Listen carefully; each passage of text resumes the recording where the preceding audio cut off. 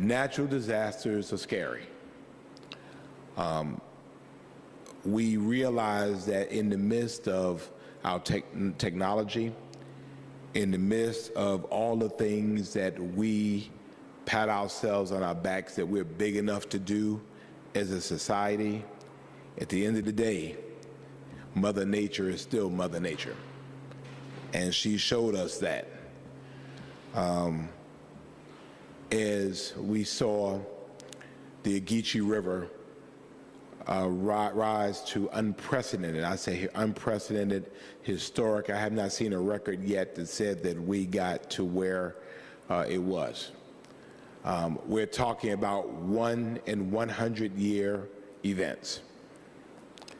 And so we respond the best we can in being able to prioritize our work and doing it in stages, making sure that we're addressing the needs of people immediately. And I want to talk a little bit about that work. Since May, many of you were here as I've talked to our residents to tell them to be ready. We know that June the 1st starts our extreme weather season. And every week I say, be prepared. I say, make sure you have enough food to last you for a week. Make sure that you have a plan, because you never know when something is going to happen. From there, we talked about how and when something happens, what to be able to do. We talked about the unprecedented effort as it related to sandbags, 150 tons, I believe, of sand that we placed out on Sunday at 4 stations. The county did so as well for anyone who wanted it, because we knew that this weather might come and we knew there might be flooding challenges. Of course, we saw what the rain did on Tuesday, and we addressed that, extracting people from their homes and addressing those challenges, much of which was really related toward drainage that we are currently addressing. Friday was something different. We are watching flood stages, and many of you know the gauge is up in Eden because it's more accurate to have it up there. And we saw changes in the flooding stages. And so as soon as we knew, we made sure people knew that particularly Bradley Point and Chief O.F. Love Drive might be impassable by 5 o'clock that evening. And we sent those alerts out so people would be aware. The blessing in this is that no one lost electricity. So although people found themselves in various states of isolation, may not have been able to get out of their subdivisions, everybody had electricity, and I think that is the positive thing. 311 was up, 311 was available, 311 fielded a lot of calls 24 hours a day, and we are still fielding phone calls. We know that the president has approved or declared Georgia as a disaster area. The individual assistance portion is a different mechanism, and that occurs after the disaster is passed and the damages are assessed. And so we fully expect that our community and our state will apply for individual assistance, which will allow individual homeowners to seek assistance from the federal government. Looking at predictive data analysis, the city's Water Resources Department anticipates that several streets in Bradley Point, villages of Vallombrosa, and Teal Lake will begin reopening over the next few days. I went through yesterday again through these communities, and I can tell you the streets are a lot better than they were. It has also revealed some concerns we might have on roadway conditions, that there might have been some erosion that has taken place. So we'll continue to assess those roadway conditions as the continued water recession continues. I want to remind folks that as roads reopen, we want you to exercise caution because, again, as I said, we went through some roads that we know are damaged. And so we're continuing to assess them as the water recedes, but undetected roadway failures may still happen. And so we want folks, if you're going to traverse those streets and roads, to be careful. And we'll keep you updated as roads reopen over the next few days. And you can find that information at savannahga.gov. Overnight Sunday, an amazing thing happened. We found some residents that were out trying to make something happen. We saw an amazing property owner, Mr. Sanchez, who was willing to allow his private property to be traversed as a way to get out of Bradley Point. We saw residents working, and we added major firepower to it with the city's incredible transportation department. And together, they put down, it was plywood they were putting down to create a road. We came, supercharged those efforts with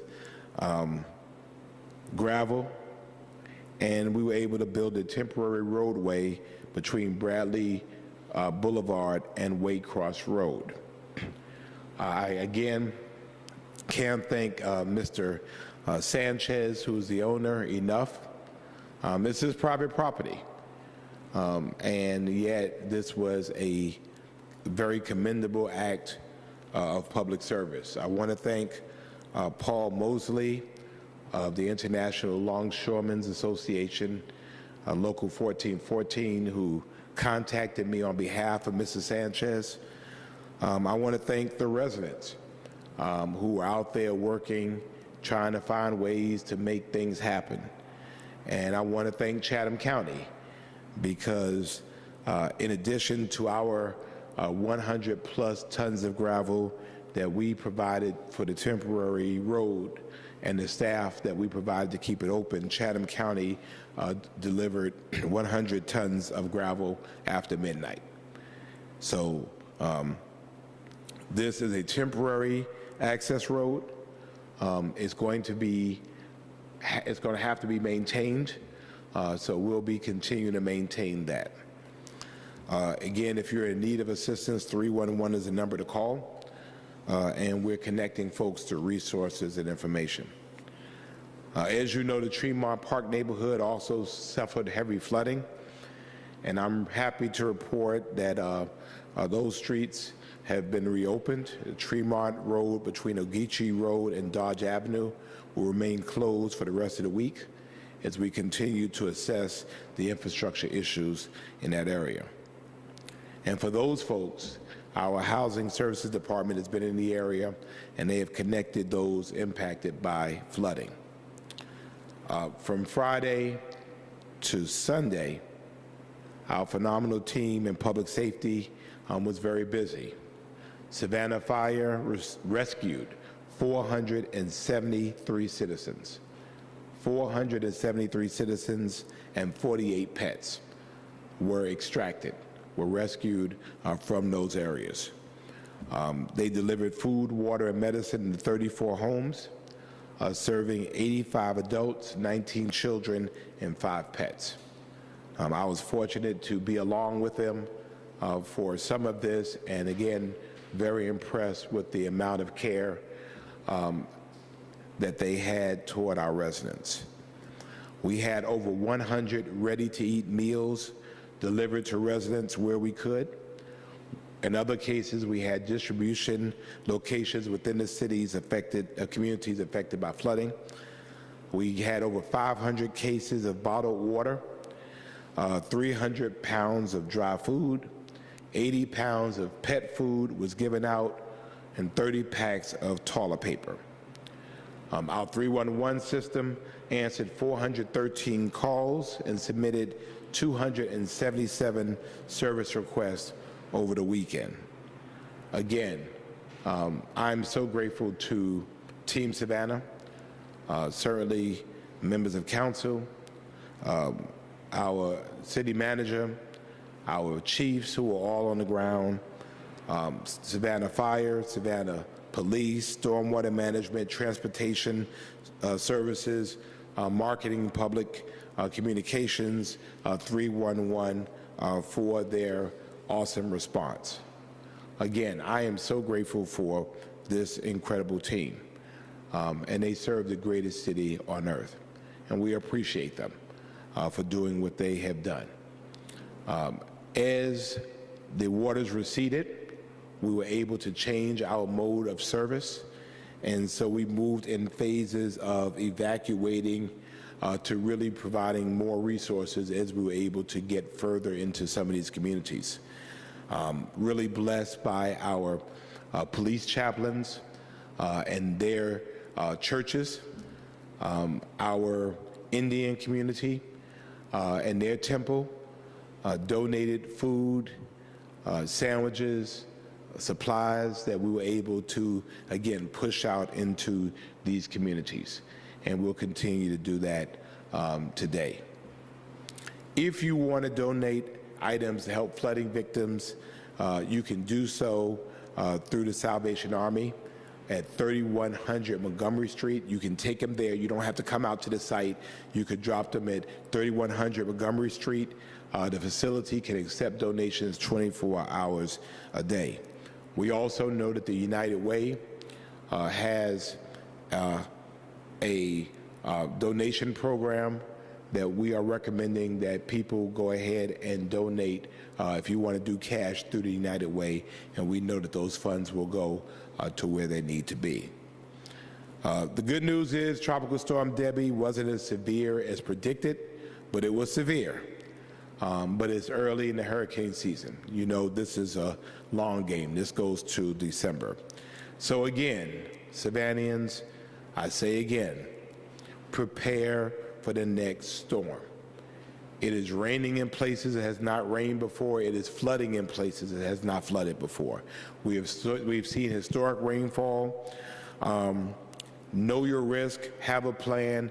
30 days for flood insurance, go ahead and get it. Get renter's insurance if you need it. Have food in your house to sustain you for several days. Go ahead and do it. We've had people that approached me that said, I wish we had listened. We thought we would be all right. And they found themselves in some difficult situations. We don't want to say we told you so. We're just saying be prepared next time.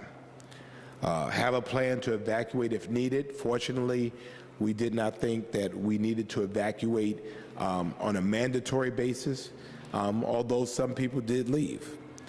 Have a plan to protect your property the best you can from flooding. We saw a lot of houses where people were just gone, but they had sandbags up trying to make sure that their properties were okay. Make sure you have a plan for our seniors and our fur babies. Check that you have enough medicine before the storm. Little things like that can make a huge difference in an emergency situation. As you see, the proof is in the pudding. We go hard in the paint for our residents, and we do the very best we can. Everybody is not going to be satisfied, but we can't satisfy everybody. We have to prioritize work. I had a resident that told me that I need to go get them some food, and they don't eat meals ready to eat, and they wanted me to go to Zaxby's for them. I'm not doing that. We're trying to get people out, and we're trying to take care of people the best way we can. And so, you know, we'll continue to do that. We have staff that have worked for hours on end, and I'm hoping that we'll have a reprieve soon enough where they can get some rest and have time with their families. For information on hurricane and storm preparedness, visit ready.gov/hurricanes. Ready.gov/hurricanes. That ends my prepared remarks. If you're on Instagram or Facebook, if you have a question, you can go ahead and ask it. Ms. Ross, the boss, is watching, and she will pass on your question, and we'll answer that after our media partners. Also, thank you to our media partners. Again, you've been riding this with us, and we appreciate it. Thank you to Chatham Emergency Management Agency, of course, our emergency services team. Again, we're riding this together. So